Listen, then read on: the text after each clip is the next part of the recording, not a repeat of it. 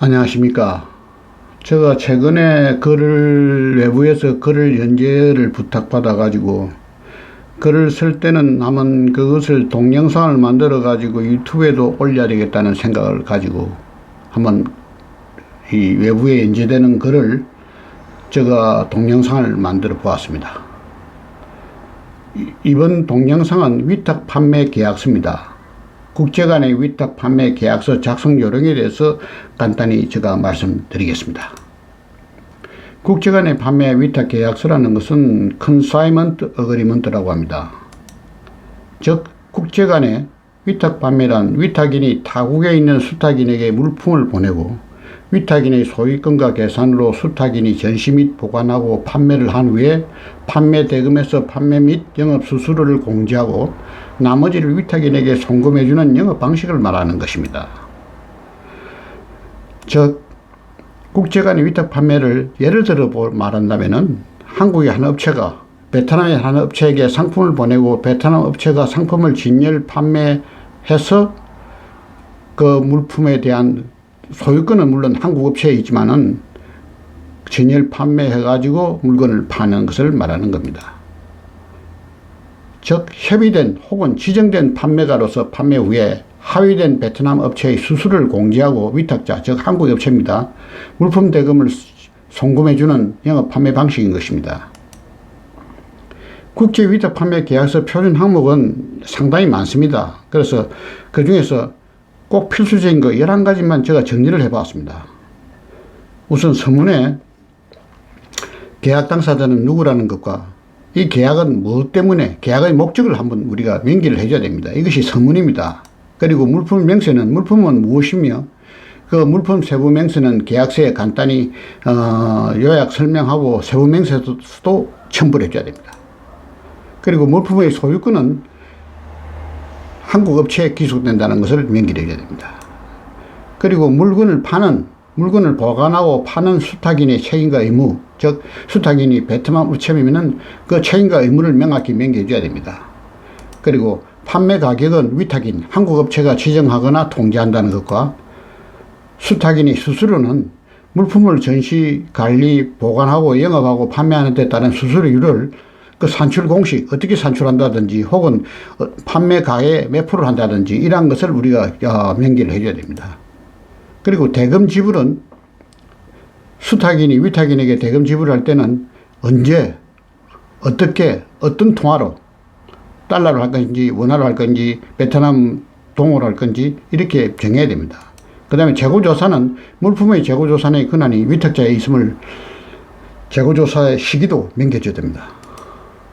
그리고 장부와 감사에서는 수탁인은 즉 베트남 업체는 판매 물품과 재고에 대한 기록과 장부를 비춰줘야 되고 이 장부에 대한 감사권은 위탁자에게 있음을 명기해 줘야 됩니다. 그리고 언제 혹은 필요할 때 감사한다는 것을 명기해 줘야 됩니다.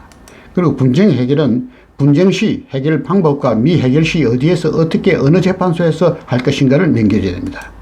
마지막으로 후문에는 매달 며칠 어디에서 당사자가 서명 날인한다는 것을 명기를 합니다. 이름으로써 대략 11가지의 계약서의 주요 항목을 말씀드렸는데 이러한 상기의 각 항목들은 필요에 따라서는 당사자 간의 협의로 업종과 상품의 특성에 적합하게 항목을 생략하거나 추가할 수도 있습니다.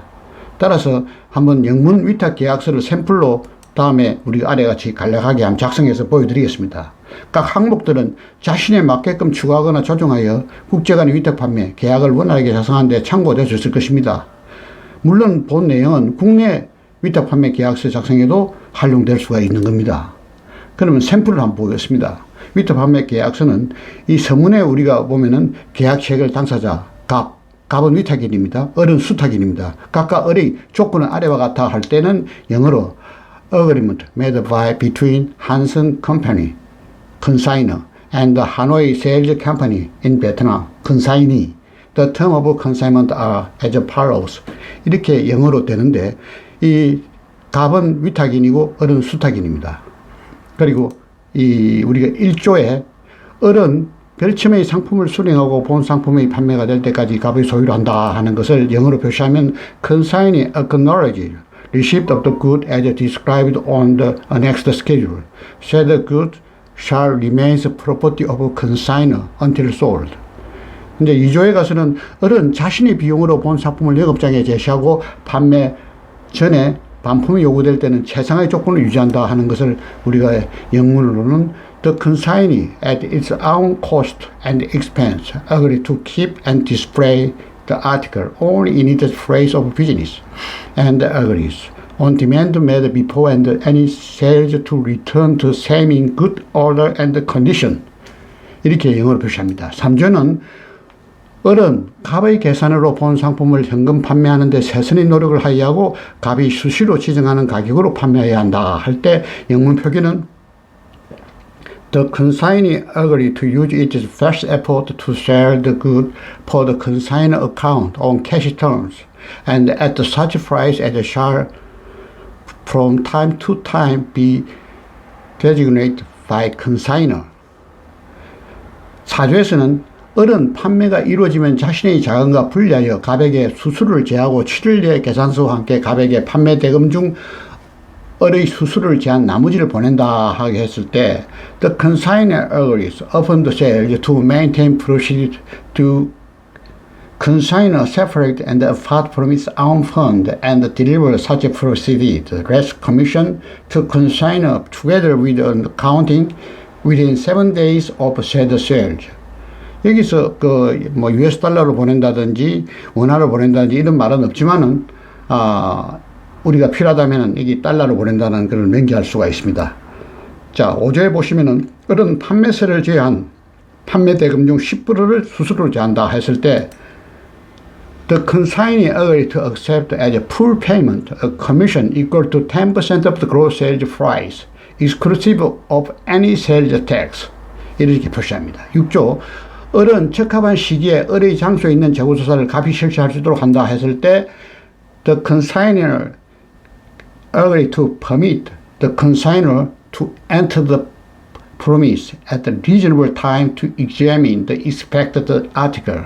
이렇게 표시하고 7조에서 이제 마지막으로 후문에 매달 며칠에 양 당사자든 서명날이 난다 할 때 우리가 보면은 signed under the seal this 28th day of September 2018 consignor 누구누구 그리고 sign on 기명란의 seal consignee 수탁인이 이제 을은 누구누구고 그다음 seal와 시간이 사인하는 겁니다. 그래서 별첨 상품 명세서가 첨부되면은 보면 attached annexed schedule of product 이렇게 붙이는 것입니다. 이것이 우리가 본 consignment agreement입니다. 이 본 계약서의 샘플은 필요하신 분에게는 그 영문 계약서를 샘플로 무료로 전달하겠습니다. 경청해 주셔서 감사합니다.